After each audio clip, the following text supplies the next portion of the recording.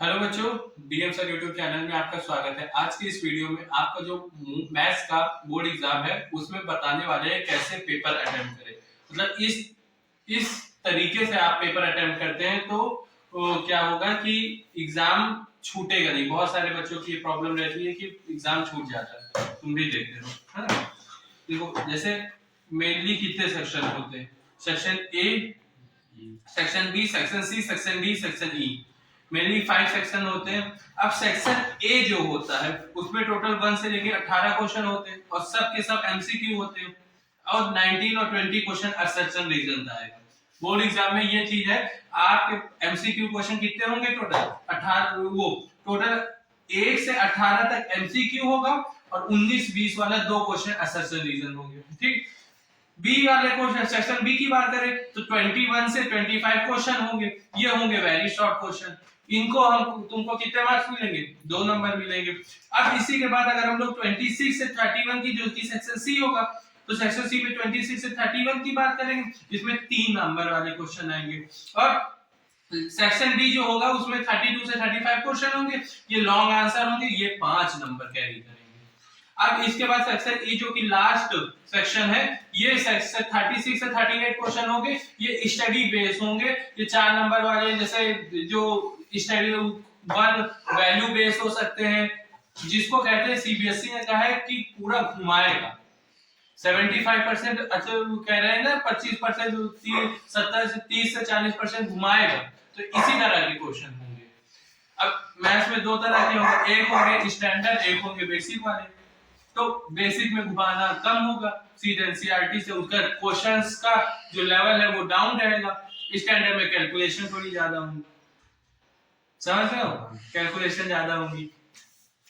अब चलो पेपर कैसे अटेम्प्ट करना। सबसे पहले पेपर तुम्हारे पास आ जाए, फिर तुमको पेपर पेन ले लेना है।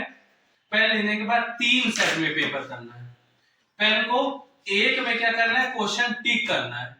पहला क्या है? क्वेश्चन टिक करना है। दूसरे में क्या? क्वेश्चन पॉइंट करना है।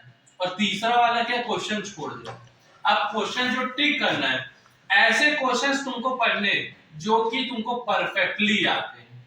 तो उसको क्या करते हैं? जैसे पहला क्वेश्चन पढ़ा, हाँ ये पढ़ा हुआ है, इसको टिक कर दिया। ये समझो, ये समझो। क्वेश्चन नंबर 2 पढ़ा, आ रहा है, टिक कर दिए। क्वेश्चन नंबर 3 में डाउट है, देखिए ये समझ में आ रहा है कि इसको हम सॉल्व करेंगे या फिर कहां से कहीं ना कहीं से ले आएंगे। क्वेश्चन डाउट है तो इसको हमने पॉइंट कर दिया। अब चौथा वाला क्वेश्चन ऐसा है भैया कि आ ही नहीं रहा है मेरे को, तो छोड़ देंगे। फिफ्थ वाला आ रहा, सिक्स वाला आ रहा, 7 आ रहा, जो परफेक्टली आ रहा है उसको टिक करना है, जो डाउटफुल वाले हैं उनको पॉइंट करना है, पॉइंट करके रखना है। अब और जो बिल्कुल नहीं आ रहा है, जैसे क्वेश्चन नंबर 8 नहीं आ रहा है, छोड़ दे, उसमें कोई नहीं। ये साइन क्या करेगा? यही होता है टाइम मैनेजमेंट। टाइम को कैसे मैनेज करना है ये बताया जाएगा इसमें। देखो इसमें क्या करते हैं, इससे क्या होगा, अब तुमने ये पूरा जो 15 मिनट में तुम कॉपी फिल करोगे। बोर्ड एग्जाम में ठीक 10 बजे तुम्हारे हाथ पे कॉपी आ जाएगी। कॉपी फिल करने में मैक्सिमम 10 से 15 मिनट लगते हैं, मैं समझ रहा हूँ 15 मिनट लगे। अब तुमने क्वेश्चन रीड किया ना कि सॉल्व, क्वेश्चन पढ़ा, समझे, 10 मिनट लगेंगे। 10 मिनट में ये सारा हो जाएगा। तो ये 10 मिनट जो है रीडिंग टाइम, इसको करना है। अब 25 मिनट हो गए, 5 मिनट बाकी है। कॉपी इधर उधर 5 मिनट का हो सकता है कि किसी में कम लगे, किसी में ज्यादा लगे। टोटल जो 30 मिनट है उसमें तुमने पूरा क्वेश्चन पेपर का हर एक एक चीज समझ लिया, कौन सा कैसे करना है। अब तुमने ये सारे कर लिए। अब कॉपी लिखने की चांस, कॉपी में कैसे लिखे, क्या प्रोसेस हो लिखने का कि ज्यादा से ज्यादा नंबर गेन कर सकूं। अब देखो ये हिस्ट्री, सिविक्स, ज्योग्राफी या साइंस तो है नहीं बायो कि लिखते जाओगे नंबर मिलेंगे।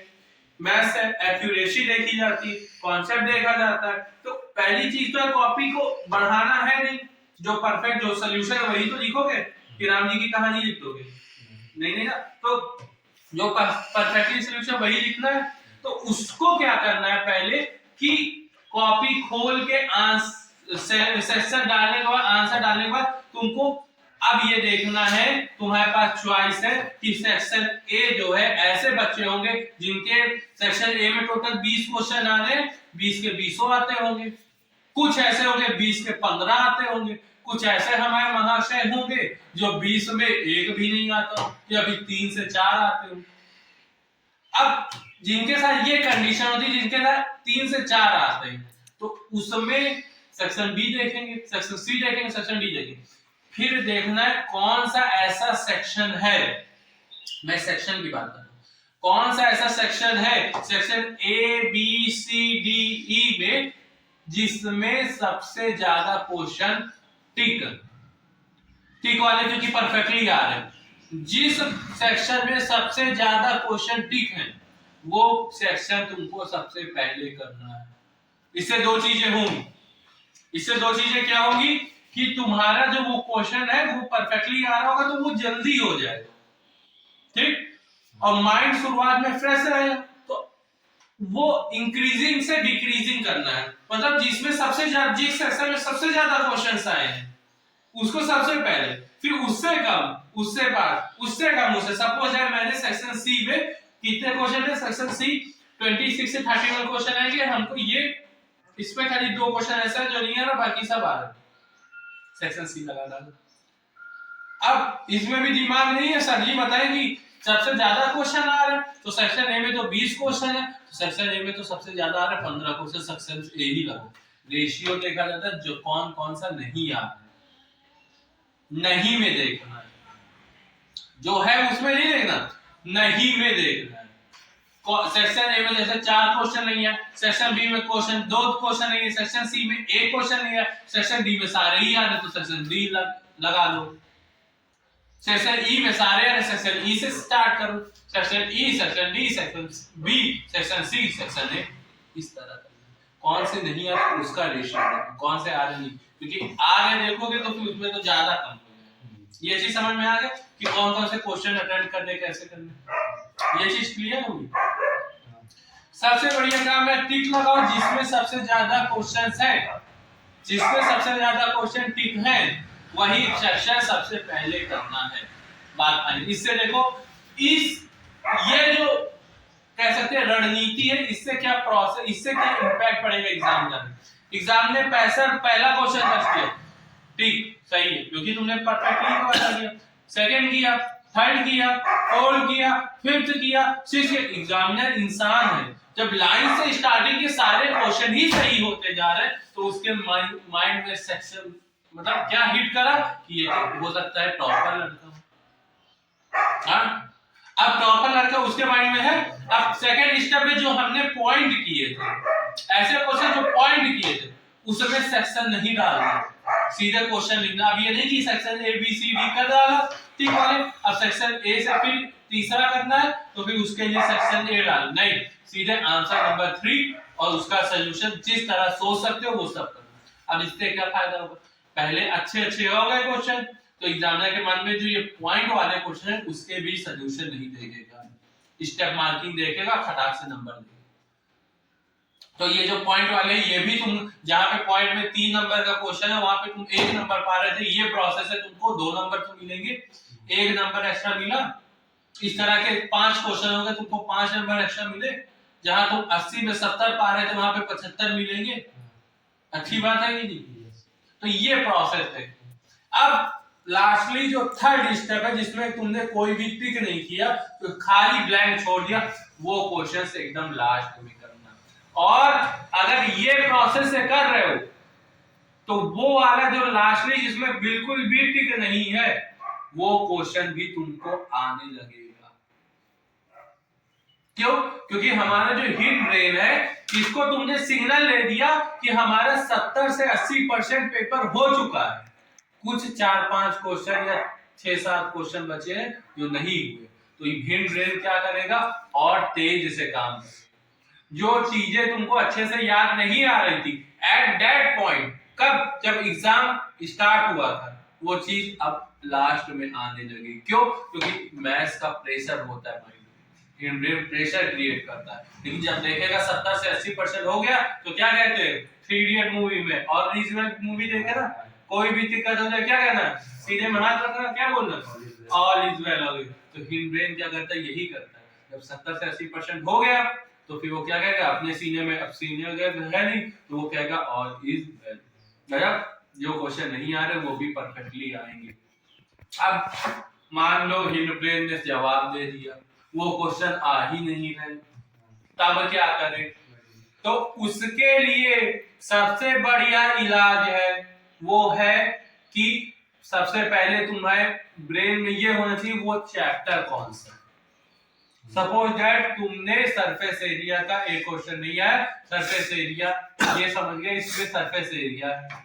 अब दूसरा ये स्टेप समझना है कि वो फिगर कौन सा कह रहा है, कोन है, क्यूब है, क्यूबॉइड है। तो वो हाँ फिगर समझ गए भैया, कोन का है, कोन लगा दिए।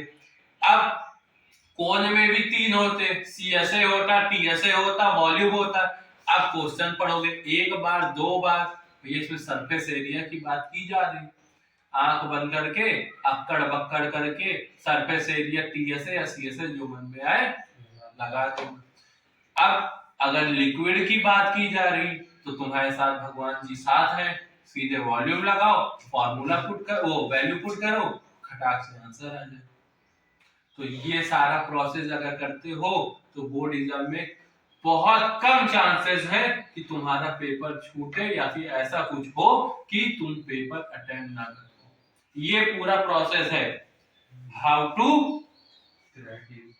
बोर्ड एग्जाम क्रैक करने का। पहला तरीका है कि देखो पढ़ना अपनी जगह है, क्वेश्चन सॉल्व करना अपनी जगह है, प्रैक्टिस करना अपनी जगह, रिवीजन करना भी अपनी जगह। लेकिन अब तुमको जैसे खाने में सब चीज खाना बनाना आता है अच्छे से, हाँ खाना बहुत टेस्टी है, तुम गए शादी में, गए शादी में खाना बहुत, खाना क्या मतलब कहे पूरी दुनिया का सबसे परफेक्ट खाना बनाने वाले हैं।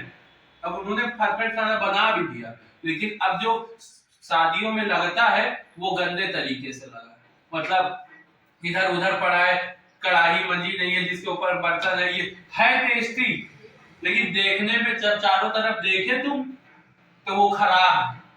तुम टेस्ट करना चाहोगे कि कहोगे भैया हाथ जोड़ ले रहे वापस चले जाए, भले उसको वो अच्छा हो स्वाद में, लेकिन एक देने का एक्सप्रेस हो।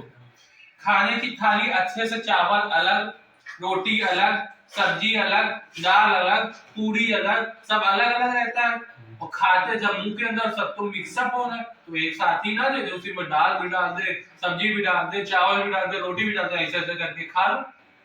लेकिन ऐसे नहीं खाते ना, क्यों? क्योंकि पहले एक्सप्रेस देखते हैं कैसे है। तो ये है, इस तरह अगर एग्जाम करते हो तो 80 आउट ऑफ 80 आएंगे। समझ में आया? तो इस तरह गाइस मिलते हैं एंड नेक्स्ट वीडियो में।